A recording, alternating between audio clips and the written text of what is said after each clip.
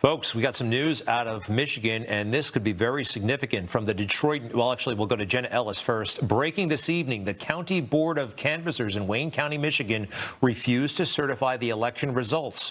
If the state board follows suit, the Republican state legislator will select the electors. Huge win for Donald Trump. Very, very interesting. They found major problems with, let's see here, absentee voting precincts didn't match the number of ballots cast. The imbalances between August and November are not an exact comparison, but look, there's a lot here, and we've got the perfect person, Sidney Powell, standing by, member of President Trump's legal team. Sidney, welcome, and I know you've been handling a lot of the Georgia situation and Dominion, but your reaction to the situation in Michigan, please.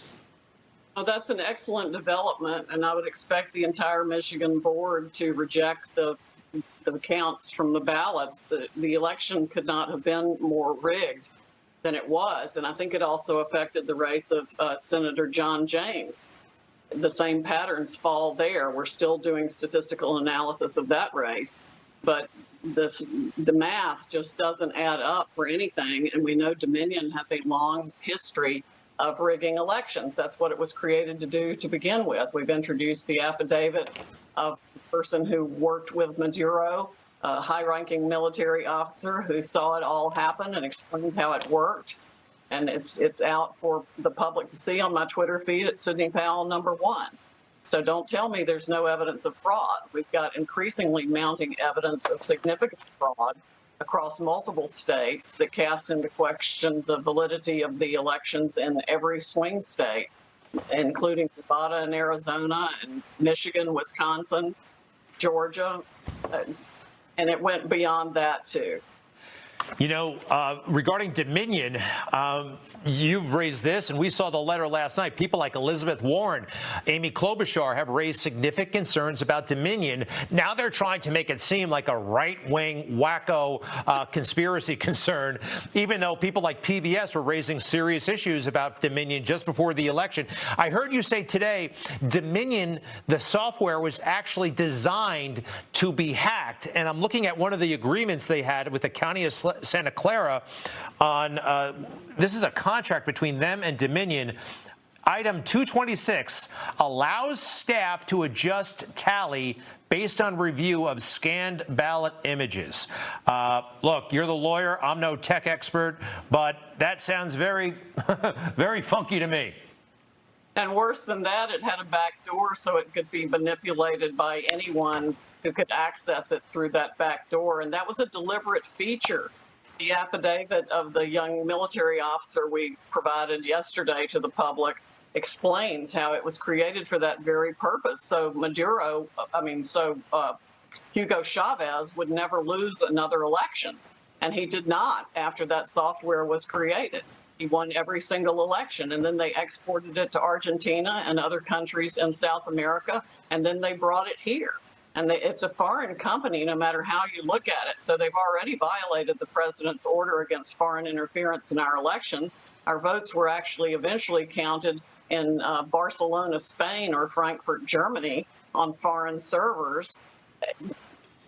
It's absolutely stunning. And what's really stunning is the effort that is being mounted against getting the truth out on this. But you have to realize that every tech company, every media company, every social media company, scads of globalist corporations have been doing business in countries with these dictators that have been installed through this rigged election system for decades. The corruption is actually worldwide. It is going to upset a countless number of elections across this country and around the world. All right. But we need to do that to get rid of the corruption. It does make a lot of sense now how Joe Biden campaigned, i.e. not campaigning. Their team seemed to know something. If this is true about Dominion, and I suspect it is. By the way, okay, so we have these concerns. You've got your whistleblower. Who do you bring this to? Like, what happens next? What body do you have to implore to take action? Well, we can add a fraud claim to any of the states in which litigation has already been filed as soon as we can get the the rest of the material together that I'm still in the process of collecting, because frankly, witnesses are coming forth every day that are fed up with the corruption in Dominion and in the states and the counties and the country. So we're intaking information at an amazing level of people who want to stop this and are absolutely fed up with it. You and mentioned we can got the evidence from the own mouths of the guy who founded the company. I haven't even had a chance to get that out to the public yet. But they admit, the founder of the company admits he can change 1 million votes, no problem at all. the founder of Dominion admitted a long time ago, recently to you. Tell us more, please. Publicly. I will tweet out the video later and I'll tag you in it. Please do, at Greg Kelly USA, if you don't mind. That's pretty wild. Oh, by the way, what can you tell us about, you mentioned the whistleblower. There is a whistleblower. Remember, whistleblowers who are against President Trump are hailed as heroes and deified. What can you tell us about this individual? The one who gave us the affidavit? Yes. He was a high-ranking military officer. He was very close to Hugo Chavez.